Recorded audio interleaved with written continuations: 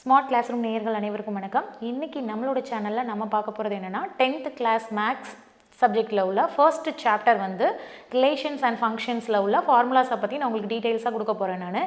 So இதில் sets ஃபங்க்ஷனும் நம்ம use பண்ணுறோம். Types of function means one to one onto இந்த மாதிரி ஃபங்க்ஷன்ஸும் நம்ம உள்ளே யூஸ் பண்ணுறோம். ஸோ அதை நான் பற்றி டீட்டெயிலாக உங்களுக்கு சொல்கிறேன். ஸோ ஃபர்ஸ்ட் நம்ம செட்ஸ் ஃபங்க்ஷனை பற்றி பார்க்கலாம். ஸோ ஹியர் நான் ஒரு செட் ஆஃப் ஃபார்முலாஸ் எழுதியிருக்கேன். இது எல்லாமே செட்ஸ் தியரியில் உள்ள ஃபார்முலாஸ். ஸோ ஃபஸ்ட்டு நம்ம இதில் நிறைய லா யூஸ் பண்ணுறோம்னா commutative law, De Morgan's law use பண்ணுறோம், associative law, distributive law and cardinality of செட்டுங்கிறதுன்னு தனியாக ஒன்று கொடுத்துருக்காங்க இந்த இதில்.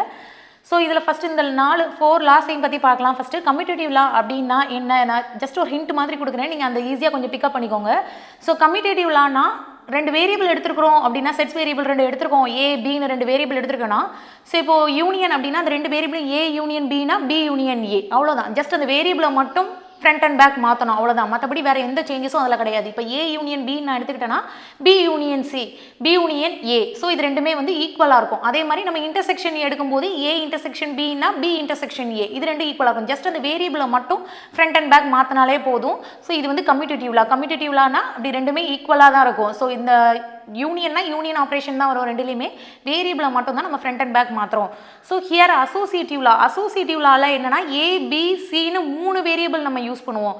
ஸோ 3க்குமே நம்ம யூனியன் அப்ளை பண்ணணும். So A union B union C, so இந்த மாதிரிங்கும் போது சேம் திங், 2 பக்கமும் ஒரே இதுதான் கிடைக்கும். ஆனால் ஹியர் என்ன ஒரு டிஃப்ரென்ஸ் அப்படின்னா ஃபஸ்ட்டு பி யூனியன் சியை நம்ம இங்கே பெர்ஃபார்ம் பண்ணுவோம். பேரந்தசிஸில் உள்ள பி யூனியன் சியை நம்ம பெர்ஃபார்ம் பண்ணிவிட்டு அதில் கிடைக்கக்கூடிய ஆன்சரை கொண்டு ஏஏ யூனியன் பண்ணுவோம். ரைட் ஹேண்ட் சைடில் என்னென்னா ஏ யூனியன் பியை ஃபஸ்ட்டு பெர்ஃபார்ம் பண்ணிவிட்டு அதில் கிடைக்கக்கூடிய ஆன்சரை வச்சு சிஏ யூனியன் பண்ணுவோம். ஸோ இதுதான், வேறு ஒன்றும் கிடையாது. So A union B union C, இங்கே A union B union C, இது சேம் திங். இங்கே பி யூனியன் சியை ஃபஸ்ட்டு பண்ணிவிட்டு அதுக்கப்புறமா அவுட்டரில் வருவோம். இங்கே ஏ யூனியன் பியை ஃபஸ்ட்டு பண்ணிவிட்டு அதுக்கப்புறமா அவுட்டரில் உள்ள சி கூட பெர்ஃபார்ம் பண்ணுவோம்.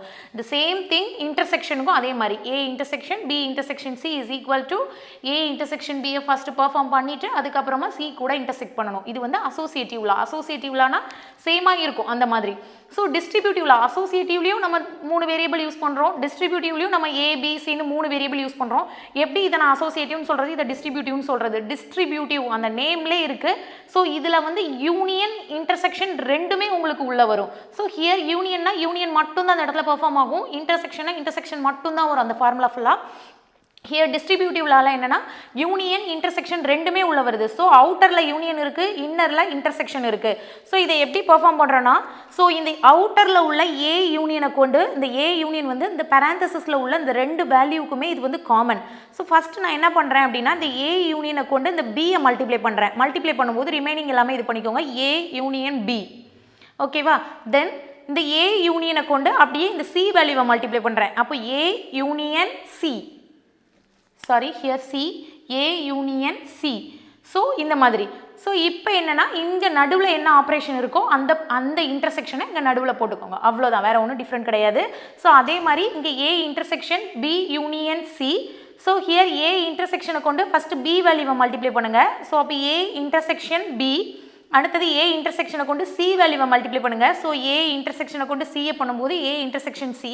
ஹியர் நடுவில் என்ன ஆப்ரேஷன் இருக்குது, யூனியன், அதை வந்து சென்டரில் போட்டுக்கோங்க. இதுதான் வந்து டிஸ்ட்ரிபியூட்டிவ் லா, அவ்வளோதான். இந்த சேம் திங், இதில் ஒரே ஆப்ரேஷனை நம்ம யூஸ் பண்ணுவோம், இதில் யூனியனும் இன்டர்செக்ஷனும் மிக்சடாக வரும், அவ்வளோதான். Okay. Here De Morgan's law. De Morgan's லானா டேஷ் வேல்யூ யூஸ் பண்ணுவோம். So that means union, universal set அப்படின்னு சொல்லுவோம். So A union B the whole dash அப்படின்னு போட்டோன்னா இதில் என்னென்னா இங்கே யூனியன் அப்படிங்கும்போது இங்கே இன்டர்செக்ட் ஆகும். ஸோ ஏக்கு தனியாக டேஷ் ஹோல் டேஷ், பிக்கு தனியாக ஹோல் டேஷ், யூனியன் அப்படிங்கிறத வந்து நம்ம இங்கே இன்டர்செக்ஷனாக இது பண்ணுவோம். யூனிவர்சல் செட்டுனாலே டேஷ் போட்டோம் அப்படின்னா இப்போ ஏ டேஷ் அப்படின்னா ஏயில் உள்ள வேல்யூவை ரிமூவ் பண்ணிவிட்டு ரிமைனிங் இருக்கக்கூடியது தான் நம்ம மென்ஷன் பண்ணுவோம். ஸோ அப்போ யூனியன் அப்படிங்கும்போது அதுக்கு அப்படியே ஆப்போசிட்டில் உள்ள இன்டர்செக்ஷன் வரும். Here A intersection B the whole dash அப்படிங்கும்போது the same thing, A dash B dash intersection அப்படிங்கும்போது யூனியன் ஆகும். So here A minus B union C அப்படிங்கும்போது the same thing, distributive law மாதிரியே தான். ஸோ இங்கே என்னென்னா minus operation, set difference operation use பண்ணுறோம். அதே மாதிரி தான் ஃபஸ்ட்டு இந்த ஏ மைனஸை கொண்டு இந்த பியை மல்டிப்ளை பண்ணுங்கள், அப்புறமா இந்த ஏ மைனஸை கொண்டு இந்த சியை மல்டிப்ளை பண்ணணும். சென்டரில் இருக்கிற ஆப்ரேஷனுக்கு அப்படியே ஆப்போசிட் ஆப்ரேஷனை அங்கே அப்ளை பண்ணணும். So A minus B, so A minus B, then A minus C. Here union இருக்கிறதுனால அந்த சைடு வந்து இன்டர்செக்ஷன். அதே மாதிரி A minus B, A minus C, here intersection அந்த சைடில் union.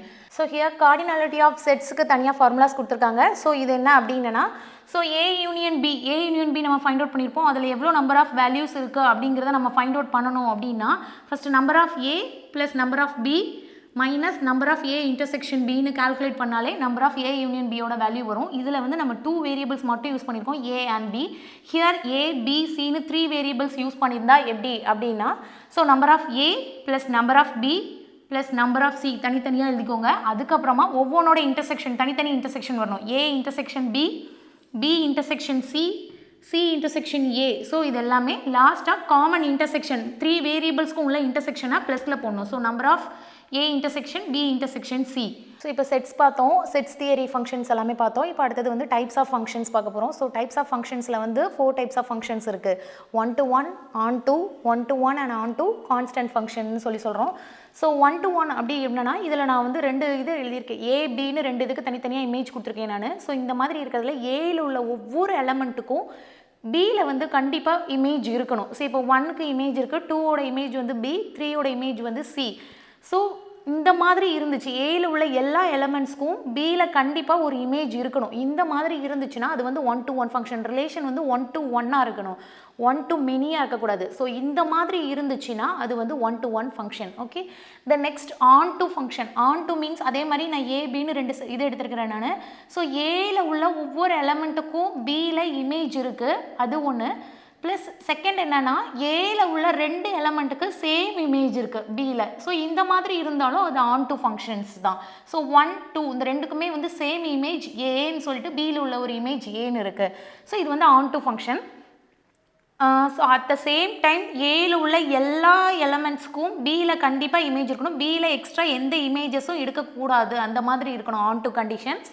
ஸோ இப்போ 1-to-1 on-toனா போத் 1-to-1ஐயும் on-toவையும் சாட்டிஸ்ஃபை பண்ணுற மாதிரி உள்ள ஃபங்க்ஷன் தான் 1-to-1 அண்ட் on-to. ஸோ அதே மாதிரி ஒவ்வொன்றும் Aயில் உள்ள ஒவ்வொரு எலமெண்ட்டுக்கும் Bயில் வந்து கண்டிப்பாக ஒரு இமேஜ் இருக்கணும். அட் த சேம் டைம் Aயில் உள்ள 2 எலமெண்ட்டுக்கு ஸோ many to 1 இந்த மாதிரி கூட இருக்கலாம். Aயில் உள்ள 2 எலமெண்ட்டுக்கு Bயில் ஒரே இமேஜ் இருந்தால் கூட ஓகே. ஸோ இந்த 2 ஃபங்க்ஷனையும் சாட்டிஸ்ஃபை பண்ணுற மாதிரி இந்த இது இருக்குது. ஸோ 1 and 2 வந்து ஒரே இமேஜ், Bயில் உள்ள ஒரு இமேஜ் A கூட கோஆர்டினேட் பண்ணுது. ஸோ ஹியர் வந்து on-to ஆப்ரேஷன் வந்து உங்களுக்கு பெர்ஃபார்ம் ஆகுது. அதே மாதிரி 3, 4 ரிமைனிங் எல்லாத்துக்குமே 1க்கும் Aயில் உள்ள ஒவ்வொரு எலமெண்ட்ஸ்க்கும் Bயில் வந்து இமேஜஸ் இருக்குது. So that is 1-to-1 function அந்த இடத்துல பெர்ஃபார்ம் ஆகுது. ஸோ இதில் 2 ஃபங்க்ஷனுமே பெர்ஃபார்ம் ஆகுறதுனால இது 1-to-1 அண்ட் on-toன்னு சொல்கிறோம். ஸோ கான்ஸ்டன்ட் ஃபங்க்ஷன் நேம்லே இருக்குது, கான்ஸ்டன்ட் அப்படின்னு சொல்லி அந்த ஃபங்க்ஷன் நேம் கான்ஸ்டன்ட் அந்த நேம்லே இருக்குது. ஸோ Aயில் உள்ள ஒவ்வொரு எலமெண்ட்டுக்கும் Bயில் கான்ஸ்டண்ட்டாக ஒரே ஒரு இமேஜ் தான் இருக்கும். ஸோ 1, 2, 3, 4க்கு ஒரே கான்ஸ்டன்ட் இமேஜ் வந்து A மட்டும்தான், Bயில் உள்ள ஒரு இமேஜ் A மட்டும்தான். So that is constant function. Okay.